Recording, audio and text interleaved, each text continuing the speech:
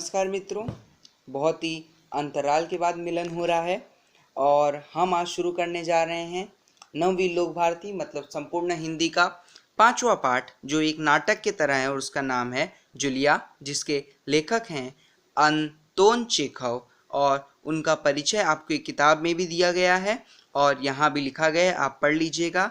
और चलिए हम सुनते हैं ये पाठ कितना मज़ेदार होगा। चलिए तो मित्रों, चलिए शुरू करते हैं पाठ।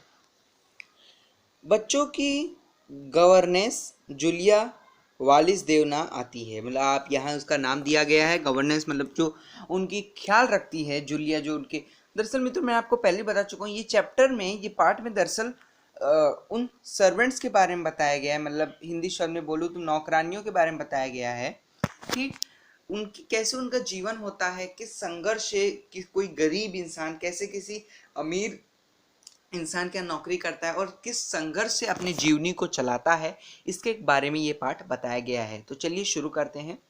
जूलिया दबे स्वर में, आपने मुझे बुलाया था मालिक? गृहस्वामी, हाँ हाँ बैठ जाओ जूलिया, खड़ी मत रहो। जूलिया, शुक्रिया। तो मतलब यहाँ आप देख सकते हो ये एक नाटक प्रारूप में दिखाया जा रहा है कि जूलिया आती है, कहती है क्या मालिक आपने मुझे बुलाया? मालिक उत्तर देते हैं हाँ मैंने तुम्हें बुलाया, और मालिक ये भी कहता है कि तुम बैठ जाओ, उसके बाद बात करते हैं। और ये सुनकर जूलिया कहती है शुक्रिया। अब गृहस्वामी क्या बोलते हैं सुनिए। गृहस्वामी मतलब क्या? गृहस्वामी मतलब जो घर का मालिक, घर का मालिक मतलब उस घर में जूलिया काम करती थी, तो इनडायरेक्टली वो जूलिया का भी मालिक था। जूलिया, मैं तुम्हारी तनख्वाह, तनख्वाह मतलब क्या होता है बच्चों? तनख्वाह मतलब आप बोल सकते हो वेतन का हिसाब करना चाहता हूँ। मेरे ख्याल से तुम्हें पैसों की ज़रूरत होगी और जितना मैं तुम्हें जान सका हूँ मुझे लगता है कि तुम अपने आप पैसे भी नहीं मांगोगी, इसलिए मैं खुद ही तुम्हें पैसा देना चाहता हूँ। हाँ, तो तुम्हारी तनख्वाह 30 रूबल महीना तय हुई थी ना? रूबल मतलब क्या होता है मित्रों? रूबल मतलब एक देश की, जैसे हमारे देश आप जानते होंगे, हमारे देश की जो मुद्रा है, राज मुद्रा, वो क्या है? रुपया। वैसे फ्रांस की मुद्रा क्या है? रूबल है। फ्रांस की मुद्रा ही रूबल है या फिर किसी और देश की, मतलब रूबल आप समझ सकते हो, रूबल किसी देश की मुद्रा है। तो वही यहाँ बताना चाहते हैं कि जो गृहस्वामी है वो क्या जूलिया को बोलता है कि मैं तुम्हारी तनख्वाह बढ़ाना चाहता हूँ, मैं तुम्हारा वेतन बढ़ाना चाहता हूँ, क्योंकि मुझे ऐसा लगता है कि तुम्हें और पैसों की ज़रूरत होगी और मुझे ऐसा लगता है कि तुम पैसे मांगे। मतलब जूलिया एक स्वाभिमानी, आप कह सकते हो एक स्वाभिमानी लड़की थी, क्योंकि वो खुद से कभी भी अपने मालिक से अपना वेतन नहीं मांगती थी और कहीं ना कहीं यही व्यवहार मालिक को बहुत पसंद था। और इसीलिए वो मालिक क्या सोच रहा था, इसकी तनख्वाह बढ़ा दे। तो उसकी तनख्वाह क्या तय हुई थी जूलिया की? 30 रूबल महीना तय हुई थी। अब जूलिया क्या बोलती है? जी नहीं मालिक, 40 रूबल। मतलब जूलिया क्या बोलती है कि नहीं मालिक, आप अगर बढ़ाने की सोच रहे हो तो मेरी पहले वाली तनख्वाह 30 रूबल नहीं थी, मेरी तनख्वाह पहले से ही 40 रूबल थी। अब यह सुनकर मालिक क्या कहता है, चलिए सुनते। नहीं भाई, 30, ये देखो डायरी, पन्ने पलटते हुए मैंने इसमें नोट कर रखा है, मैं बच्चों की देखभाल और उन्हें पढ़ाने वाली हर गवर्नेंस को 30 रूबल महीना ही देता हूँ। तुमसे पहले जो गवर्नेंस थी उसे भी 30 रूबल ही देता था। अच्छा, तो तुम्हें हमारे यहाँ काम करते हुए 2 महीने हुए हैं।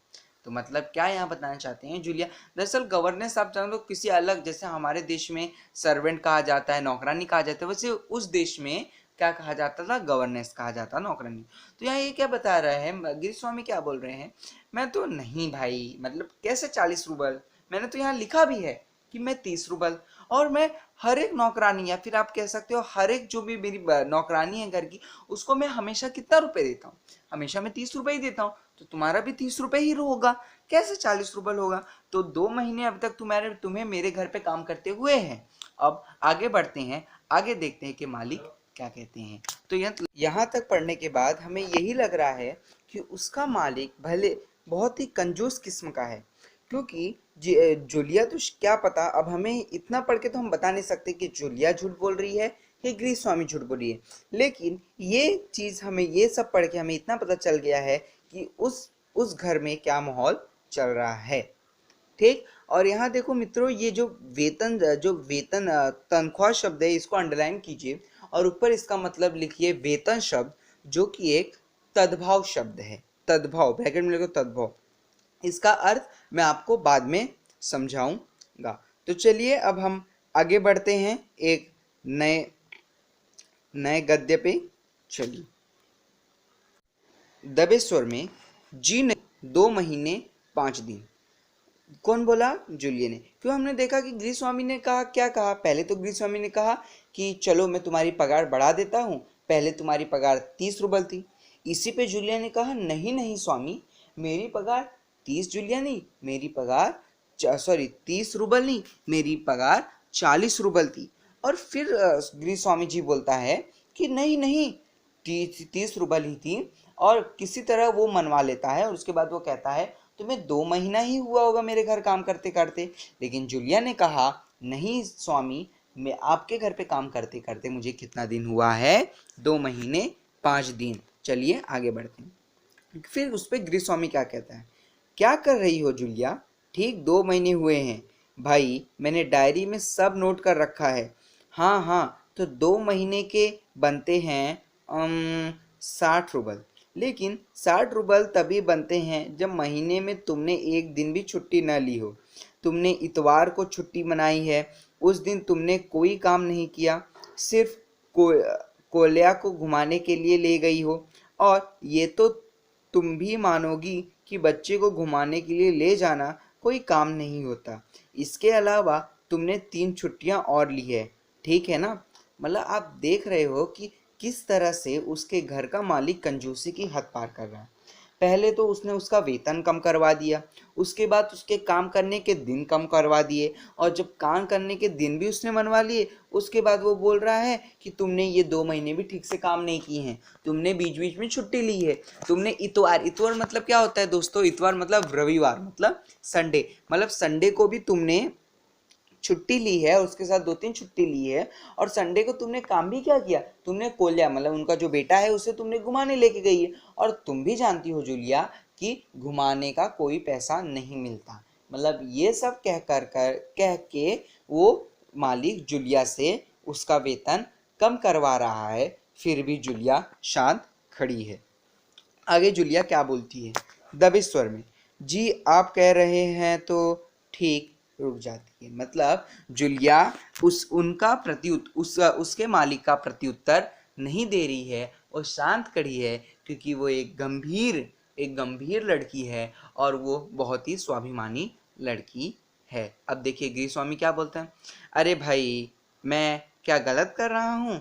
हाँ, तो 9 इतवार और 3 छुट्टियां यानी कि 12 दिन तुमने काम नहीं किया। मतलब आप देख रहे हो किस तरह से उसका मालिक उसको प्रताड़ित कर रहा है। मतलब उसको बता रहा है कि पहले तो आप देख सकते हो, पहले तो उसने बोला कि आपकी पगार चलो थोड़ा बढ़ा देता हूँ, 30 रूबल थी ना? तो जूलिया ने बोला 30 रूबल नहीं थी मालिक, मेरी पगार 40 रूबल थी। लेकिन फिर भी उसने नहीं माना। और उसके बाद जब उसने जूलिया को मना लिया 30 रूबल दी, उसके बाद बोलता है तुमने तो 2 ही महीना काम किया है। जब जूलिया बोली नहीं मालिक 2 महीने 5 दिन, फिर भी उसको किसी तरह से मनवा लिया कि तुमने 2 महीना ही काम किया है। उसके बाद वो इतनी कंजूसी कर रहा है कि उसको बोल रहा है कि तुमने 2 महीना भी ठीक से काम नहीं किया है, और कुछ बहाने, छुट्टियों के बहाने मार के उसके 12 दिन की पगार कटवा ली। मतलब आप देख सकते हो किस तरह से उसका मालिक उसको प्रताड़ित कर रहा है, और जूलिया बेचारी शांत खड़ी है। वो बस दबे स्वर में हाँ कहकर उसके मालिक की हर एक बात मानते जा रही है। तो मतलब इस पार्ट में आप देख सकते हो किस तरह से किसी नौकर या किसी नौकरानी की मजबूरी को बताया गया है, जताया गया है कि जब इंसान असमर्थ होता है तो वो सामने अपनी बातों को नहीं रख सकता, क्योंकि उस समय उस इंसान को दूसरे की ज़रूरत होती है, और वो दूसरे की ज़रूरत सिर्फ पैसों की बुनियाद पर होती है, क्योंकि मालिक उसको पैसा देगा तभी उस नौकर या नौकरानी का घर चलेगा। चलो आगे बढ़ते हैं, देखते हैं। यानी तुम्हारे 12 रूबल कट गए। उधर कोल्या 4 दिन बीमार रहा और तुमने सिर्फ वान्या को ही पढ़ाया। पिछले हफ्ते शायद 3 दिन दांतों में दर्द रहा था और मेरी पत्नी ने तुम्हें दोपहर बाद छुट्टी दे दी थी। तो 12 और 7 19, 19 नागे। हाँ तो भाई घटाओ 8 60 में से 19 कितने रहते हैं? आम 41, 41 रुबल। ठीक है जी हाँ। मतलब आप देख सकते हो गृहस्वामी ने उस 12 दिन को तो काटा ही काटा, लेकिन साथ ही साथ उस 2 महीने से 12 दिन के साथ और भी कुछ बहाने मानकर और 7 दिन काट दिए। मतलब उस पगार जो उसको पगार पहले 60 दिन का देने वाली थी, फिर उसमें से 12 काट के उसको 48 दिन कर दिया। 48 दिन मतलब 48 डेज कर दिया। अब 48 डेज में भी उसने बहाने मार मार कर कि मतलब तूने कोलिया को नहीं, वान्या को घुमाया, वान्या मतलब उनका दूसरा बेटा, उसको घुमाया, तुम्हारे दांत में दर्द था, मेरी पत्नी ने तुम्हें छुट्टी दिया, ये बोल बोल कर उसने उसके और पैसे काट दिए और अब आ गया सिर्फ 41 रूबल पर। 41 रूबल मतलब 41 डेज ही उसने काम किया, ऐसे जताते हुए उसको 41 रूबल देने का उसने फैसला किया। लेकिन जूलिया अब भी शांत खड़ी थी। उसने बोला, रुआसी हो जाती है, और रोते स्वर में, जी हाँ मतलब रुआसा स्वर। आपके मम्मी पापा अगर आपको आपकी मनचाही चीज नहीं देते तो आप कैसे मुंह लटका के बैठ जाते हो? कुछ उसी तरह से बेचारी जूलिया भी रुआसी हो गई थी।